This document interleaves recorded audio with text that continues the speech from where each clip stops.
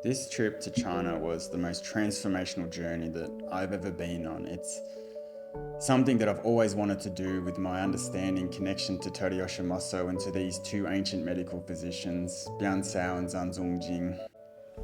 So the standard of herbal medicine began with this one man, Bian. He was the first true medical doctor recorded in history. He was the first to define medicine as a science of evidence and observation.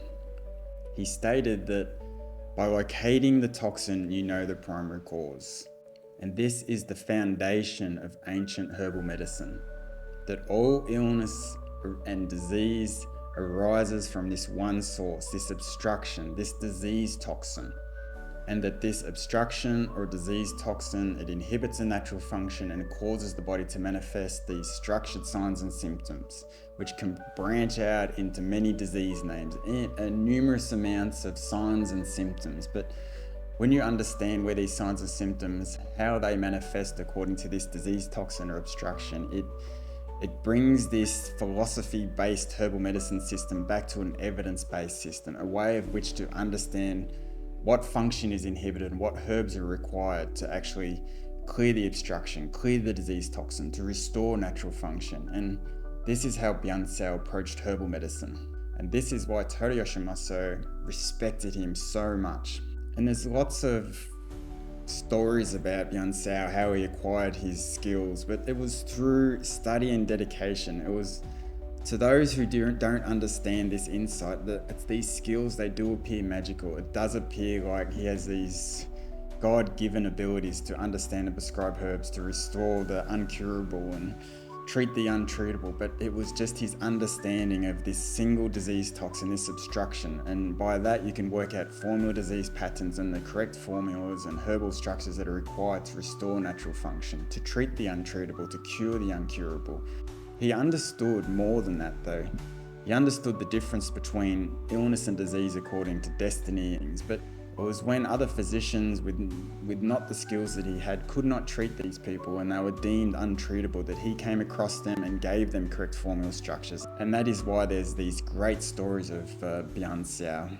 He was a true medical doctor, somebody that we should all aspire to become. And when Bian miraculously cured this ruler from Xiao from a severe incurable illness and disease, that he was granted this piece of land as a gesture of gratitude.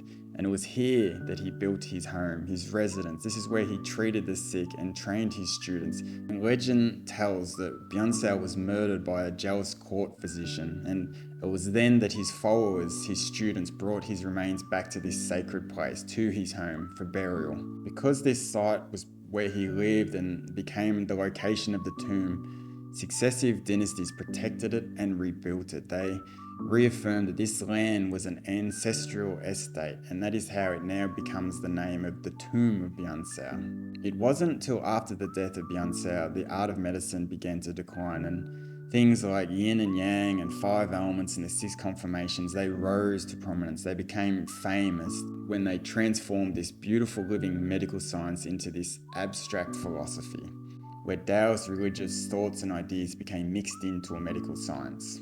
And the ancient evidence-based methods that are practical, they are a living science, this is when they were forgotten. And then came the great physician Zhang Zhongjing, who, alongside Toriyoshi Mosso, I have a great respect for and love for, somebody that I have this strong connection to. Because this great physician in the Han Dynasty, he understood that physicians and practitioners of his days no longer studied or applied these ancient medical methods to treat illness and disease. And he wrote that physicians of his time merely followed these techniques and methods handed down by their families and teachers, and implying incorrect theories from beginning to end, and they only competed for glory and position, and standing on their tiptoes, reaching for power, seeking only fame and fortune.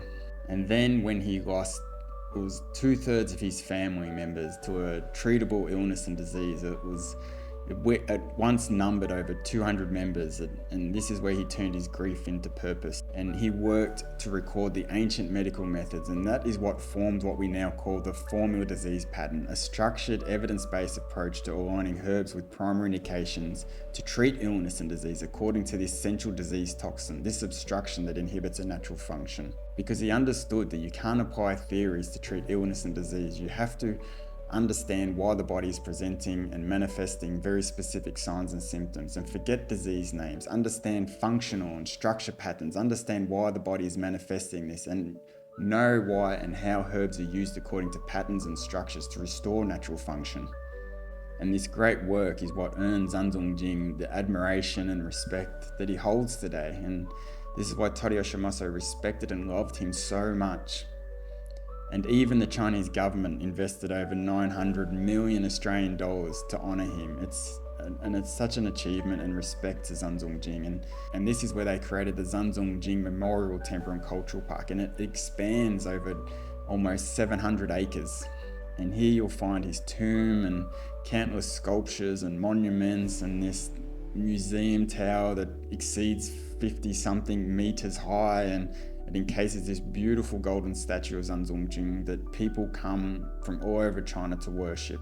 Because his works, if they were not completed, it would have left Chinese medicine a faint echo of its once great medical science.